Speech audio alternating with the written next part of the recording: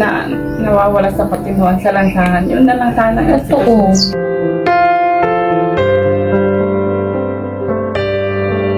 Binigay yun ng AIC. Mm. 10,000. Pinicture ang kahit si Kuya ko. Nakasawag na hawak ng sa. Pagdating ko dun sa sabi ng pinakamataas. Kasi may 10,000 lang sa akin. Hindi yung pambili-bili ng motor. Sabi ko, hindi po ako nakasagot. Natamindi ako para akong napahiya. Nasa palpal ako na.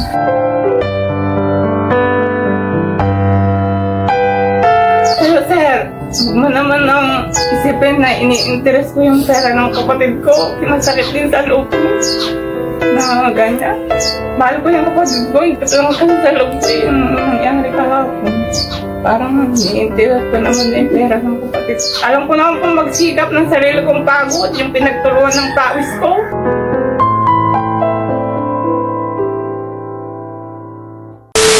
Kaano na lang, Dad Frankie. Ang sinabi ko dun sa DSWD kahapon, ang usapan namin ng pamilya namin sa kasi Daddy Frankie, hanggang sa kunting panahon na lang, hanggang sa tuluyang gumaling yung kapatid namin at mapagawan siya ng sariling bahay.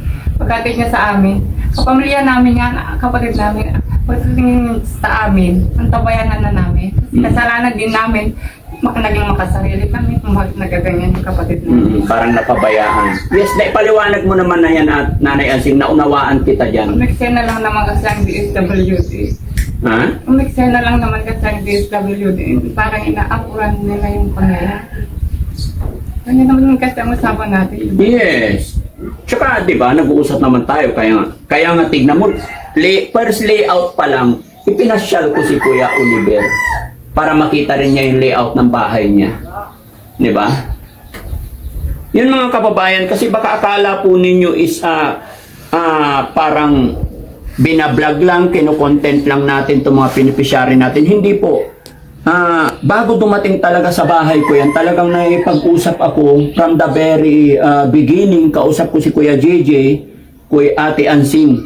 Kung sino lang yung kapatid ni Kuya Oliver na gustong humarap, sila lang po. Sinasabi ko naman lagi sa kanila na karapatan po nila kung ayaw nila magpakamera. Pero lahat po ng inilalabas po is usapan namin ng mga kamag-anak yan. At saka, alam naman nila mga kababayan kung paano yung totoong pagtulong na ginagawa natin. Dahil masaya po ako na nakakatulong tayo sa ating mga kapatid, mga kababayan.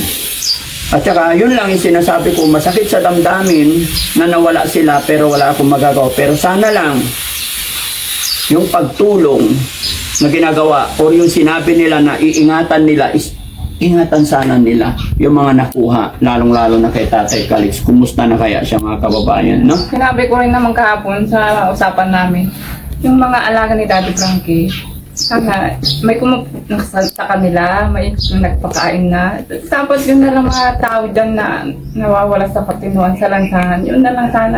Oo. Ang dami dyan sa kalsadang nakakalat lang dyan. Bakit hindi yung mga kunin nila? Tapos kung sino pa yung matitino na napagaling nila. Yun pa yung talagang nanggigigil talaga ako kahapon. Hindi, sa totoo lang, sa mga hindi nakakaalam mga kababayan, gaya ng sinabi ko, wala akong sama na loob sa DSWD, Sir Rex Gatchalian, shout out po. Sana marinig mo po ito. Sana mapakinggan nyo rin yung hinaing ng pamilyang ito. Ako po yung nananawagan kay Sir Rex Gatchalian. Sir, mawalang galang na po. Ganon din po kay Sir Rapi Tulfo. No, alam ko, usapin na po itong nangyayari between Daddy Frankie and DSWD. Honestly, ayaw ko pong ilabas na sana ito, aayusin sana namin, gaya ng usapan namin ni Ma'am, na nag-uusap kami, DSWD and Daddy Frankie, na hindi na masyado. Pero alam din kasi ng mga netizen, mga tagapanood ng Daddy Frankie, na hindi natin sila mapigil.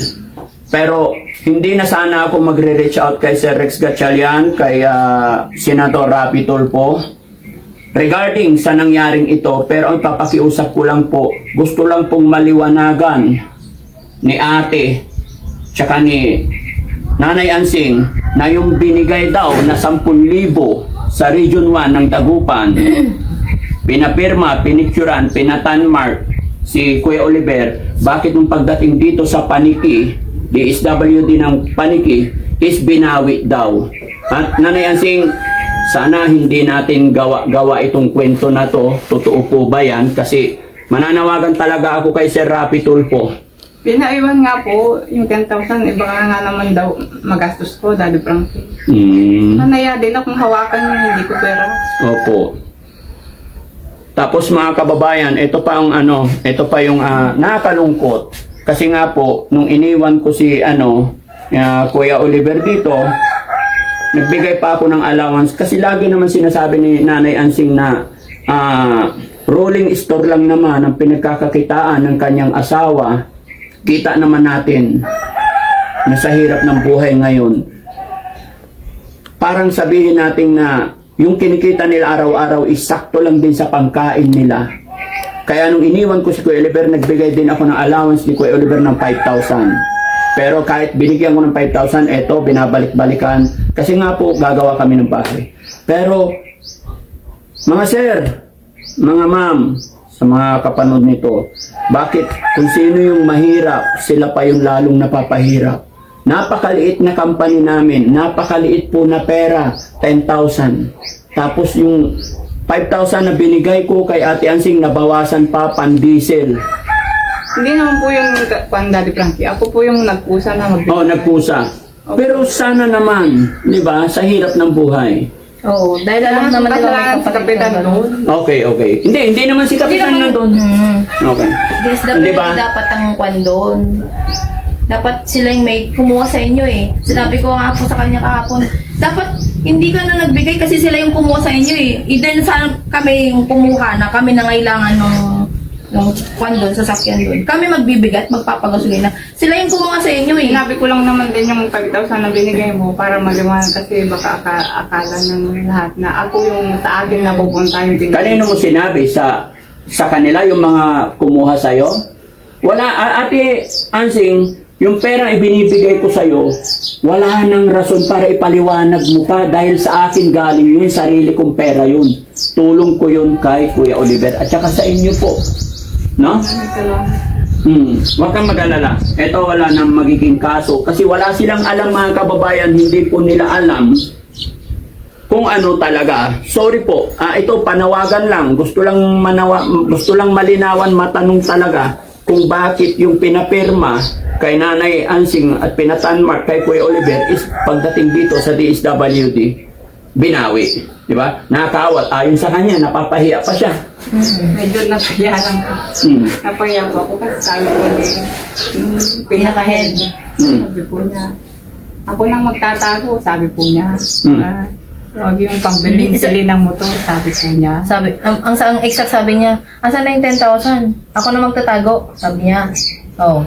Asan na yung 10,000? Bigay mo sa akin yung 10,000 na ito kung magtatago, hindi yung motor-motor na yan.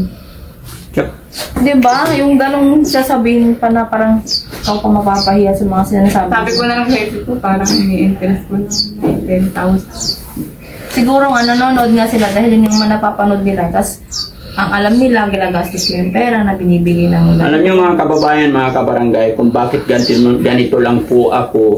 Kasi sa totoo lang sinasabi ng mga tagapanood natin, Daddy Frankie, huwag mong konsentihin si Nanay Ansing.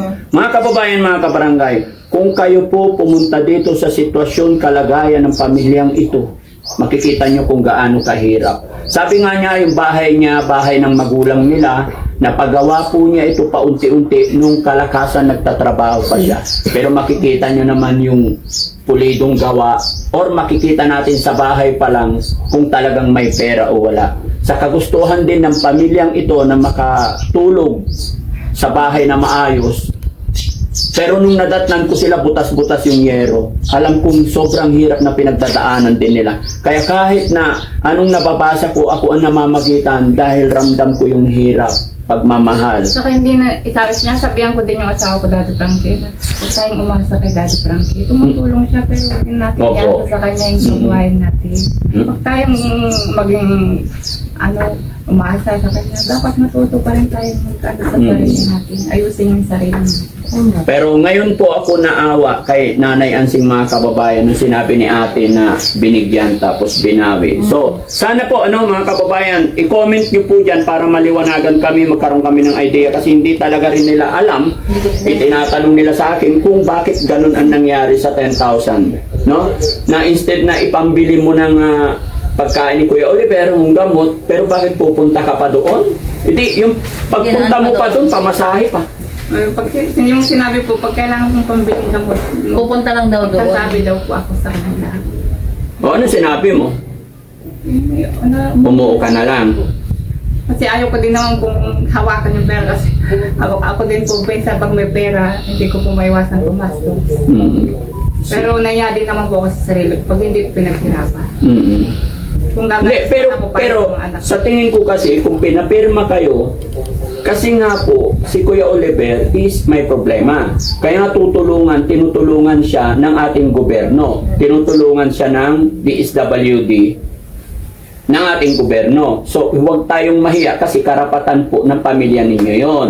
Kasi yung perang ibinigay, mga ganyan, galing din sa pondo ng ating bayan. Kaya may karapatan ka bilang mamamayang Pilipino. Di ba? Kaya huwag tayong mahiya.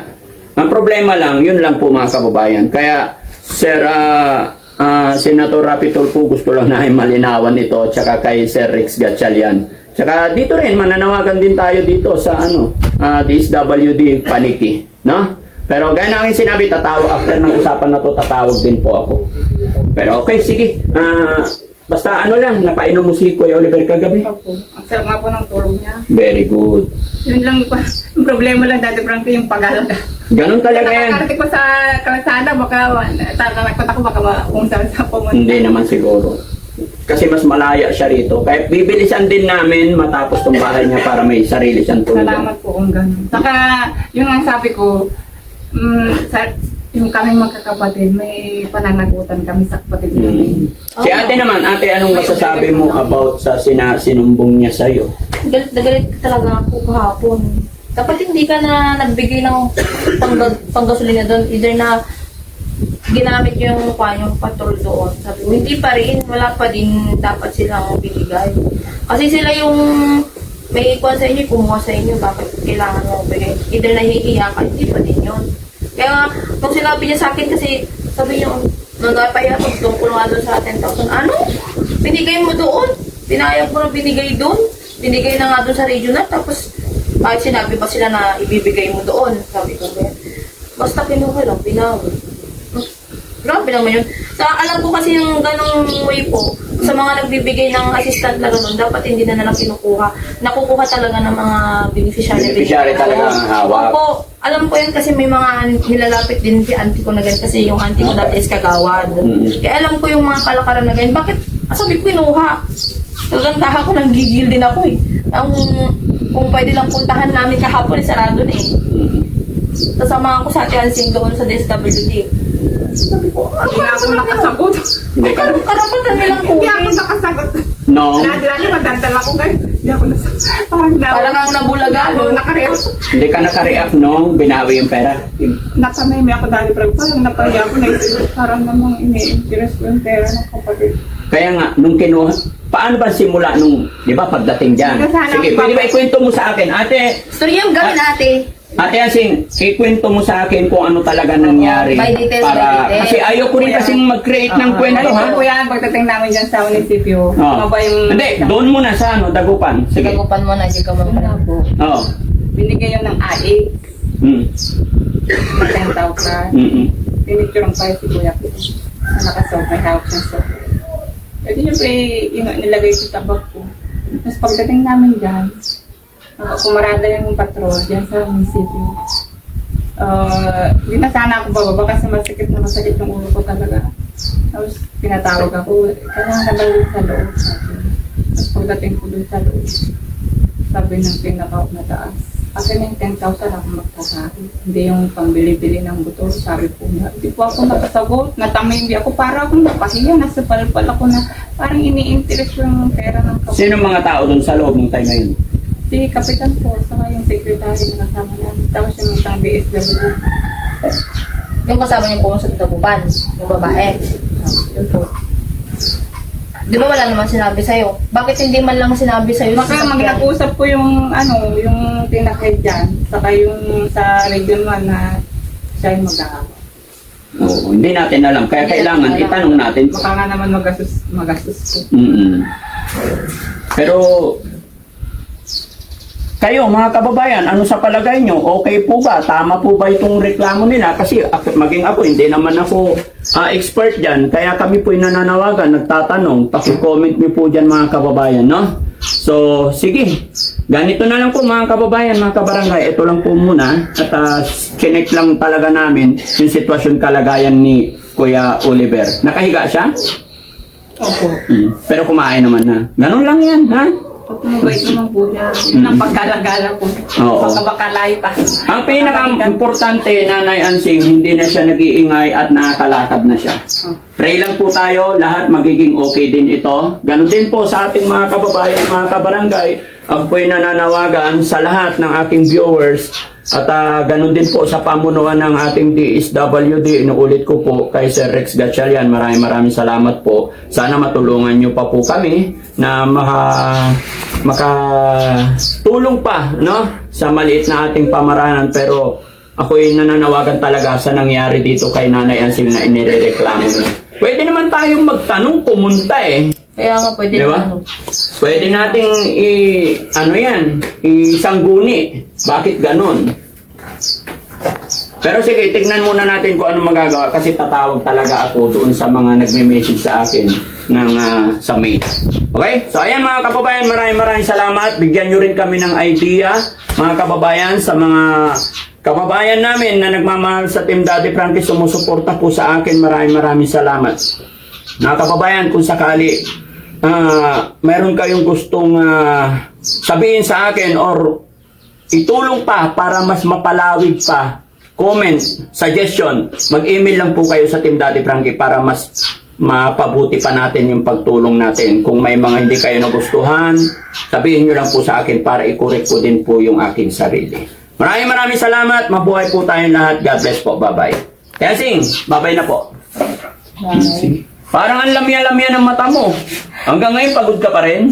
Nagawa ko dahil na-apektuhan ako sa mga nangyayari. Magpapapekto ka na naman. Di ba nung datang sayo-sayo ko na? Parang Nung gagawin na. tumatagos sa puso. Ganun lang yan, Atensing. Alam mo, yung pinagdadasal ko na yung kapatid namin umayos. Ano naman namin? Opo. Umayos naman na siya. Mabait na nga eh. Kilala na niya na nga ako eh. Ba't umiyak si Nanay Ansing? Hindi ko kasi maiwasan hindi maging emotional. Manon! Nagibit manon! Pwede manawagan sa mga... Sige. Sige. Dati di ba, naiyak ko kasi may kapatid kami ganyan. Natanggal na yung hiya ko. Kasi, kapatid ko yan, Daddy Frankie. Opo. Saka, kung hindi ko siya tanggapin sa sarili ko, hindi ko siya may pagtatanggol.